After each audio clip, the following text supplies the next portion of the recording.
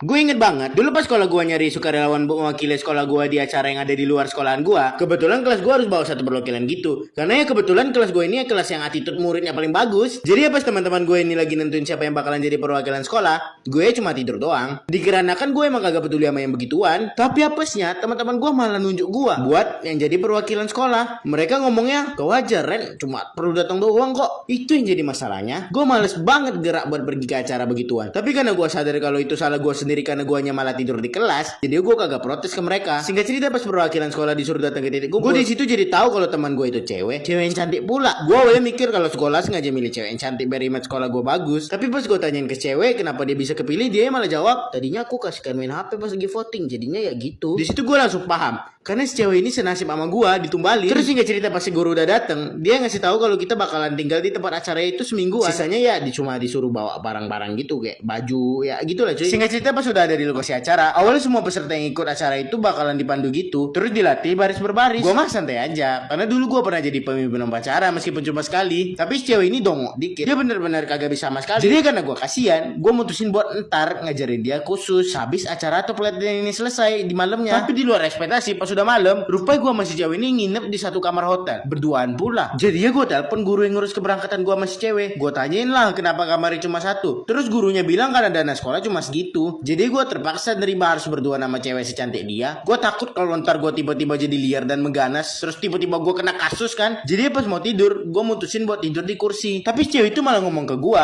mau di kasur juga lah Ren, empuk loh. Terus dia nepok-nepok kasur gitu. Jadi ya mau kagak mau, gue nurutin apa yang diomongin. Tapi gue tetap jaga-jaga dengan batasin dia sama gue pakai bantal gitu. Terus pas di pagi hari, gue kan bangun duluan tuh. Gue lupa kalau gue ini tidurnya rusuh banget. Pas gue bangun, gue sadar kalau gue lagi pelukan sama si cewek. Karena si cewek ini masih tidur, karena pas itu masih jam 4 pagi. Jadi gue mutusin buat ngelepasin diri dari dia pelan-pelan supaya dia kagak kebangun. Tapi apesnya dia malah ngeratin pelukan dia ke gue. Jadi gue mutusin buat bangunin dia. Karena gue pikir kagak mungkin lah gue diem-diem sama dia soal beginian doang untuk 5 hari ke depan. Gue bangunin dia jadinya. Oh ini bangun kocak, sholat.